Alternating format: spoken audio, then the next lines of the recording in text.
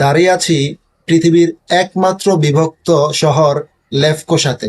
আজ আমরা কথা বলবো তুর্কির সেই অজানা দেশ নিয়ে, কিভাবে লুজিনিয়ান আমলে এই শহরের চারপাশে তৈরি করেছিল দেয়াল অটোমানদের আক্রমণ থেকে বাঁচতে। অটোমানদের তৈরি সেই প্রাচীন সরাইখানা নিয়ে কথা বলবো, যা বানানো হয়েছিল 1572 সালে, আর কিভাবে একটি গথিক চার্চ থেকে আজকের এই সেলেমিয়া মসজিদের উৎপত্তি। হ্যাঁ বন্ধুরা, আমরা কথা বলছি তুর্কিশ রিপাবলিক অফ নর্থ সাইপ্রাসের। আজকে আমরা আপনাদেরকে জানাবো এই দেশের ইতিহাস, কিভাবে এই দেশ বিভক্ত হলো এবং কেনই বা মানচিত্রে এর কোনো অস্তিত্ব নেই।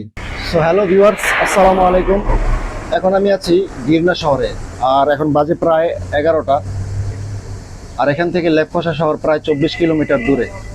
তো এখান থেকে যেতে প্রায় 30 মিনিট সময় লাগবে। তো চলুন দেরি না করে আজকে ব্লগ শুরু করা যাক, এবং সাবস্ক্রাইব করতে পারেন আমার গো উইথ মাহিন চ্যানেলটি, এমন আরও ঐতিহাসিক জায়গা দেখতে এবং আমার সাথে ঘুরতে। আসার 1 মিনিট আগেই বাস এখান থেকে চলে গেছে, আর 10 মিনিট পরে বাস আসবে। তো সেই পর্যন্ত আমাদের অপেক্ষা করতে হবে। দেখি বাস আসা পর্যন্ত অপেক্ষা করি, আশা করি পাইমু। কারণ আজকে রবিবার, বন্ধের দিন হলেও মানে ফ্রিকুয়েন্টলি না চললেও মাঝে মধ্যে বাস চলে। তো আশা করছি পেয়ে যাব, আপনাদেরকে দেখাতে পারবো সেই ঐতিহাসিক জায়গাগুলো।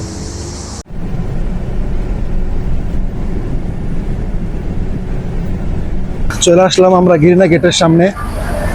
যতক্ষণ সময় ভাবছিলাম তার থেকে একটু বেশি লাগলো, আধা ঘন্টা সময় লাগার কথা, কিন্তু সেখানে 40 মিনিটের মতো সময় লাগলো। তো আমরা এখন যাচ্ছি গির্না গেটের দিকে। তো চলুন ঘুরে আসি। সো এটাই হলো এখানকার সেই ঐতিহাসিক গির্না গেট। এটা মূলত আজ থেকে প্রায় 460 বছর আগে ভ্যানিসিয়ানরা যখন এই দ্বীপে শাসন করত, তখন তারা এই গির্না গেটটি বানিয়েছিল এবং এই শহরের চারপাশে প্রাচীর তৈরি করেছিলেন। মূলত ওসমানীয়দের আক্রমণ থেকে বাঁচার জন্যই তারা এটা করেছিল। কিন্তু পরবর্তীতে 1571 সালে ওসমানীয়রা এই দ্বীপের ক্ষমতা নিয়ে নেয় এবং তারা এই গেটটাকে একটু উন্নত করে, আর একটু শক্তিশালী করে, এবং এর উপরে যেই রুমের মতো যেটা দেখতে পারতেছেন, ওই গম্বুজ আকৃতির ওটা বানায়, যাতে এখান থেকে পুরো শহরটাকে কন্ট্রোল করা যায়, দেখা যায়, যাতে কোনো গ্রিক বা স্থানীয় কোনো নাগরিক কোনো ঝামেলা করতে না পারে। এবং ওসমানীয়দের পরে যখন ব্রিটিশরা এই দেশ শাসন করে, তখন তারা এই গেটের চারপাশে যে দেয়াল ছিল সেগুলো কেটে এখান দিয়ে রাস্তা বানায়, যাতে গাড়ি ঘোড়া চলাচল করতে পারে। কিন্তু এর আগে এই দুনো পাশেই দেয়ালে প্রাচীরে ঘেরা ছিল। আর বর্তমানে এটা ব্যবহৃত হয় ট্যুরিস্টদের ইনফরমেশনের জন্য। যারা ট্যুরিস্ট আছেন তারা এখানে আসেন এবং তাদের তথ্য যা প্রয়োজন তারা সেই তথ্য তাদেরকে প্রদান করেন।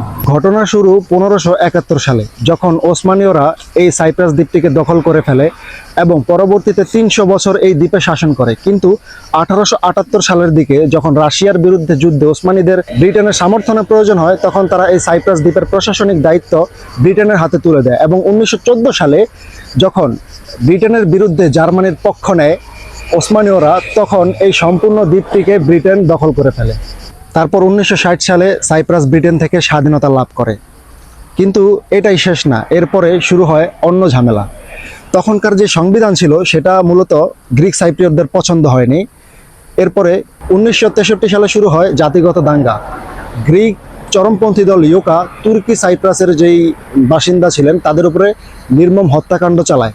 এরপর 1974 সালে গ্রিক সামরিক সরকারের উস্কানিতে এই সাইপ্রাস দ্বীপে একটি অভ্যুত্থান ঘটে। ঠিক তখনই তুর্কি তাদের সংখ্যাগরিষ্ঠ তুর্কি সাইপ্রিয়তদের সুরক্ষার কথা চিন্তা করে এই দ্বীপের উত্তরাংশে সেনা মোতায়েন করে এবং এই দ্বীপটির প্রায় 37% জায়গা তারা দখল করে নেয়। এরপর 1983 সালে উত্তর সাইপ্রাস নিজেদেরকে স্বাধীন রাষ্ট্র হিসেবে ঘোষণা করে, কিন্তু জাতিসংঘ এর স্বীকৃতি দেয়নি।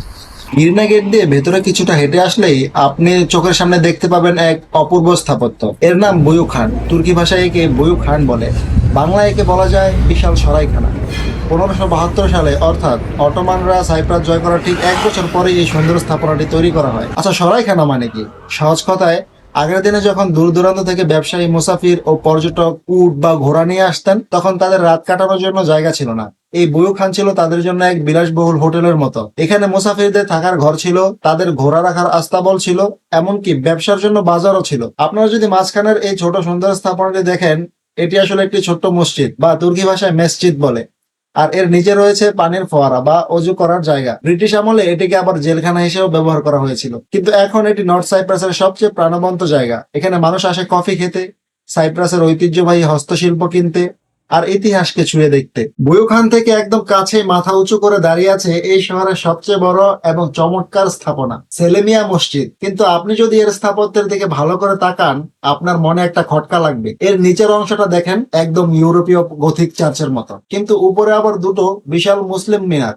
ঘটনা কি? আসলে 1209 সালে ফরাসি লুজিনিয়ান রাজবংশের আমলে এটি তৈরি করা শুরু হয়েছিল একটি ক্যাথলিক গির্জা হিসেবে, যার নাম ছিল সেন্ট সোফিয়া ক্যাথেড্রাল। দীর্ঘকাল ধরে এটি সাইপ্রাসের রাজাদের রাজ্যাভিষেকের প্রধান গির্জা ছিল, কিন্তু 1570 সালে যখন ওসমানীয়রা এখানে আসে, তারা এই বিশাল ক্যাথেড্রালটিকে একটি প্রধান মসজিদে রূপান্তরিত করে এবং এর নাম দেওয়া হয় সেলিমিয়া মসজিদ। ইতিহাসের কি অদ্ভুত পরিবর্তন, তাই না? যে দেয়ালগুলো এক সময় যীশু খ্রিস্টের প্রার্থনায় মুখরিত হতো, আজ সেখানে 5 ওয়াক্ত আজানের ধ্বনি প্রতিধ্বনি হয়। এক ছাদের নিচে যেন মিশে গেছে ইউরোপীয় আর এশিয়ার শত বছরের ইতিহাস। তো বন্ধুরা, আজকের ভিডিও এই পর্যন্তই। আপনাদেরকে ঘুরে দেখালাম নিকোসিয়া শহরের কিছু ঐতিহাসিক স্থান।